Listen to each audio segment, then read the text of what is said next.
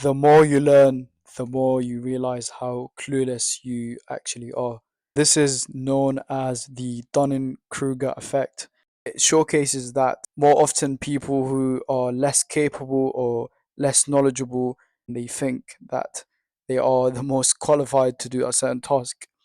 However, reality is different because if you look at this graph, you can see that when someone is given a task for the first time, for example, and they perform it correctly like a couple of times, they do it first time, second time, and they succeed in all times, then they get hit by reality. You can see that, the ignorance level, when someone is very ignorant, that's when they are the most confident. Obviously, this doesn't apply to everyone, right? But for most people, when we first learn something, this is when we are the most ignorant, and oftentimes this is when we are the most confident.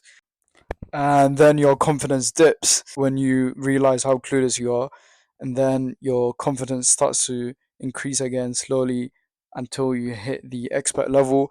And this is when you underestimate your ability. Oftentimes you'll find it hard to explain to people who are just starting the task or the job, because in your mind, the task makes a lot of sense and it does not need any explaining. But for someone who is just starting, for example, this might be complicated.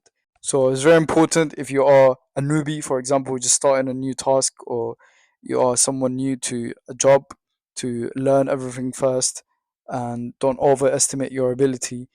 And then slowly, as you gain confidence and you get to the expert level, then you have to learn how to explain to people who are less knowledgeable than you in a simple way.